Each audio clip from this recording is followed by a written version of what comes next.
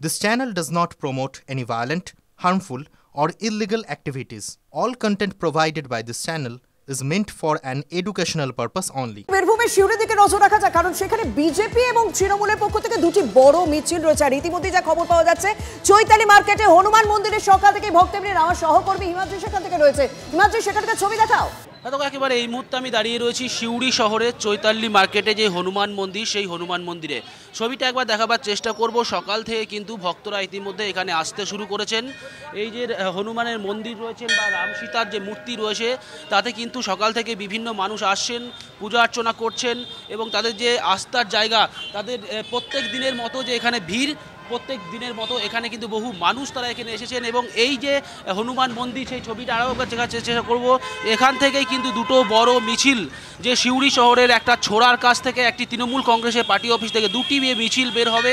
সেই মিছিল কিন্তু এসে উপস্থিত হবে এখানে। এবং প্রত্যেক বছর এখানে যেই ভাবে পূজা অর্চনা করা হয়, সাধারণ মানুষ, প্রচুর মানুষ এখানে আসতে শুরু করেন সকাল থেকে। কিন্তু এই মন্দিরে আবারও আজকের দিনেও কিন্তু ভিড় বাড়তে শুরু করছে। কমিটির সাথে কথা বলার চেষ্টা করব।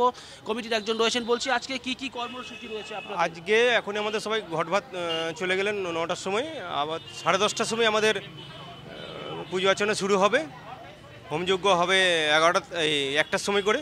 তারপর সারাদিনের তো পুজো অর্চনা রাত্রি 10টা 10:30 পর্যন্ত আছেই। আগামীকাল সকাল 11টায় বস্ত্র বিতরণ, সন্ধ্যাবেলাতে বেনারসের পণ্ডিত কর্তৃক বিশেষ আরতি হবে। অর্থাৎ বোঝা যাচ্ছে বীরভূমেও একাধিক কর্মসূচি রয়েছে। বীরভূমে যেমন বিজেপির পক্ষ থেকে মিছিল রয়েছে, তৃণমূলের পক্ষ থেকে মিছিল রয়েছে, তেমনই কিন্তু গোটা রাজ্য জুড়ে সেই একই ছবি দেখা যাবে। কারণ বিজেপির পক্ষ থেকে যখন রামনবমীর মিছিল বের করা হবে, তখনই তৃণমূলের পক্ষ থেকে পাল্টা হনুমান জয়ন্তী হতে চলেছে। সেই হনুমান জয়ন্তী উপলক্ষেও কিন্তু একাধিক কর্মসূচি রয়েছে রাজ্যের বিভিন্ন প্রান্তে। আমি একটুখানি হাওড়ার কাজীপাড়ার ছবি তো অবশ্যই আপনাদের সামনে বারবার তুলে ধরবো, কারণ সেখানে পুলিশের তৎপরতা যথেষ্ট রয়েছে। সেখানে ড্রোনের মাধ্যমে নজরদারি চলছে। সেখানে পুলিশের উচ্চপদস্থ আধিকারিকরা তারা পৌঁছে গিয়েছেন, কারণ হাওড়ার কাজীপাড়ায় আগেও বেশ কিছু অপ্রীতিকর পরিস্থিতি তৈরি হয়েছিল এই রামনবমীর মিছিলকে কেন্দ্র করে। তাই এবছর যাতে কোনো রকম পরিস্থিতি না তৈরি হয়, কোনো রকম অপ্রীতিকর পরিস্থিতি না তৈরি হয়, অশান্তি যাতে না দেখা যায়, সেই কারণে কিন্তু সার্বিকভাবে নজরদারি চলছে সেইখানে। আর পুলিশের তৎপরতা তো আপনাদের সামনে তুলে ধরছে আমাদের সঙ্গে সহকর্মী সুব্রত সেখানে রয়েছে। সুব্রত, বারবার হাওড়ার কাজীপাড়ার দিকে আমাদের অবশ্যই নজর রাখতে হবে, কারণ সেখানে অন্য মাত্রায় নজরদারি দেখা যাচ্ছে। সেখানে কোন কোন ব্যবস্থা নেওয়া হয়েছে এবং সেখানে কি আদৌ কোনো মিছিলের আয়োজন রয়েছে এবং মিছিল কটার সময় হতে পারে, সেই সময় কিভাবে নজরদারি চালানো হবে? দেখো, আমরা বিগত দিনেও দেখেছি হাওড়া শহরে এই যে দুটি রামনবমীর মিছিল, যা বড় মিছিল বলেই লোকের মুখে মুখে প্রচলন হয়ে আসছে। এবং এই যে মিছিল, এই মিছিলকে কেন্দ্র করেই কিন্তু একটা জটিলতা সৃষ্টি হয়েছিল। অর্থাৎ এই দুটি মিছিলকে পারমিশন দেয়নি হাওড়া সিটি পুলিশ। পরবর্তীকালে তারা আদালতের দ্বারস্থ হয় এবং আদালতের নির্দেশেই কিন্তু এই মিছিল হচ্ছে, যাকে ঘিরে কিন্তু পুলিশ প্রশাসন একেবারে কোমর বেঁধে নেমেছে। কারণ আমরা জানি বিগত বেশ কয়েক বছর আগেই এখানে যে রামনবমীর দিনে যে গণ্ডগোল ঘটেছিল, অর্থাৎ আমার এই যে ক্যামেরা পার্সন মাখনদাকে বলবো একটু ছবিটা দেখাতে। এইটাই হচ্ছে শিবপুর সেই পিএম বস্তি এলাকা, অর্থাৎ শিবপুর জিটি রোড, যেখান থেকেই কিন্তু এই মিছিল, সেই মিছিল কিন্তু আর কিছুক্ষণ পরেই কিন্তু যাবে, শোভাযাত্রা যাবে।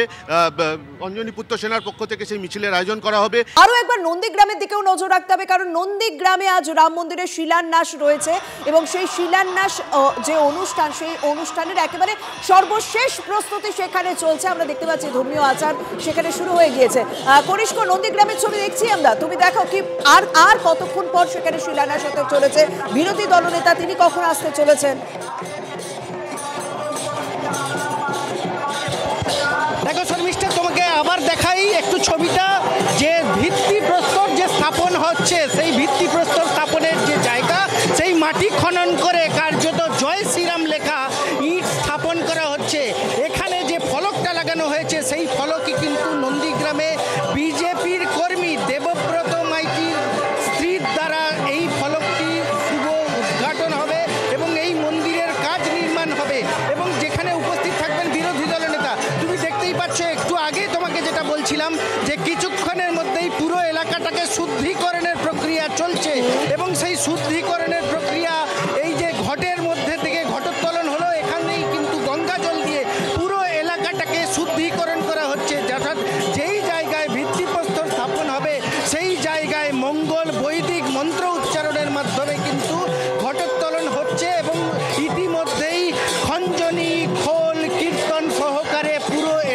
একদম পরিষ্কার দর্শকদের সেই ছবিটা একটুখানি শুধুমাত্র দেখাতে চাইবো, শুধুমাত্র ছবিটা আমি দেখবো, কারণ নন্দীগ্রামের রাম মন্দির, সেই রাম মন্দিরের শিলান্যাস, সেই শিলান্যাসকে ঘিরে ধর্মীয় আচার অনুষ্ঠান শুরু হয়ে গিয়েছে। কারণ যে নন্দীগ্রাম বাম আমল থেকে রাজনৈতিক ইতিহাসে যথেষ্ট গুরুত্বপূর্ণ, সেখানে এবার রাম মন্দিরের শিলান্যাস যেন কোথাও একটা অন্য মাত্রা যোগ করেছে। শুধুমাত্র রাম মন্দিরের ছবিটা একটু দেখতে চাই, রাম মন্দিরের যে ভিত্তিপ্রস্তর স্থাপনের ধর্মীয় আচার চলছে সেই ছবিটা দেখতে চাইছি। আর অন্যদিকে হাওড়ার কাজীপাড়া কিন্তু যথেষ্ট পুলিশকে দৌড়তে দেখা যাচ্ছে, কারণ সেখানে প্রশাসন যথেষ্ট সতর্ক, পুলিশের তৎপরতা নজরে পড়ছে কাজীপাড়ায়। সেই আর কিছুক্ষণের মধ্যে সেখানে মিছিল বেরোবে অঞ্জনী পুত্র সেনার পক্ষ থেকে। আর অন্যদিকে নন্দীগ্রামে ধর্মীয় আচার।